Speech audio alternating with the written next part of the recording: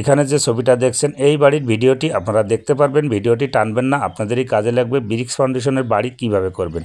আমাদের এর ভিতরে আছে 3টা বেডরুম, একটি কিচেন, সিঁড়ি রুম, ডাইনিং স্পেস এবং একটি টয়লেট সহ বাড়িটি সাজিয়েছি। আমরা লেআউট প্ল্যানিংটা ফটো হিসেবে দিয়েছি, আপনারা তথ্যটা জেনে যান।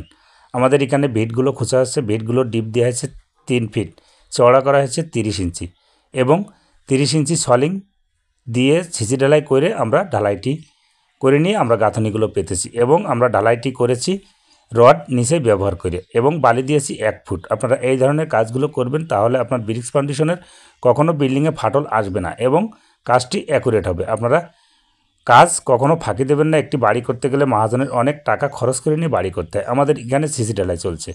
আমরা সিসি ঢালাইটি করেছি 4 ইঞ্চি এবং রড দিয়েছি 12 মিলি, 5 পিস লম্বায় এবং 1 ফিট অন্তর অন্তর আমরা রডটা বেঁধেছি। আমাদের এই বিল্ডিংটার টোটাল কাজ করতে কত টাকা খরচ এবং লিন্টার বন্ধ করতে কত টাকা খরচ হয়েছে আমি তথ্যটা আপনাদের মাঝে তুলে ধরবো। আপনারা না টেনে পুরো ভিডিওটি দেখে যাবেন। অনেকে আছেন প্রশ্ন করেন, ভাইয়া বাড়ি করতে গেলে এত টাকা খরচ এবং কত টাকা খরচ হয় সেই বিষয়টা।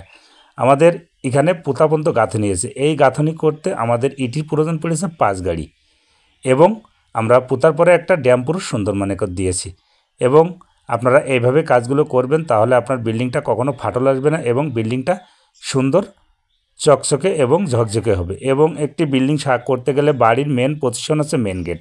আপনারা বাড়ির মেন গেটটা কীভাবে করবেন আমাদের স্ক্রিনে দেওয়া ভিডিওটি আপনারা দেখুন। আপনারা চাইলে এভাবে কাজগুলো করতে পারবেন এবং স্ল্যাব ছাদ দিয়েও করতে পারবেন। তারপরও আপনারা বিটগুলো সুন্দরভাবে করে দেবেন। আমরা সামনে দিয়েছি কেন্টির সামনে 7x10 একটি কলম, 2টা কলম দিয়ে আমরা চৌরি চালটা সাজাইছি। আপনারা এই ধরনের কাজগুলো করবেন, তাহলে বিল্ডিংটার সুন্দর সাইড এবং সুন্দর কাজগুলো হবে। আমাদের বিল্ডিংটার দৈর্ঘ্য আছে 34, প্রস্থ আছে 28, ছাদের স্কোয়ার আছে 950, জমি লেগেছে 2 শতক 18 পয়েন্ট। আপনারা চাইলে এভাবে কাজগুলো করতে পারবেন। আমরা বিল্ডিংটার ডাইনিংয়ের সাথে আমাদের একটি কিচেন এবং তার পাশেই একটি টয়লেট এবং পিছন সাইডটি সিঁড়ি রুম, মাঝখানে পিছন সাইডটি 2টা বেডরুম, সামনের সাইডটি একটি বেডরুম।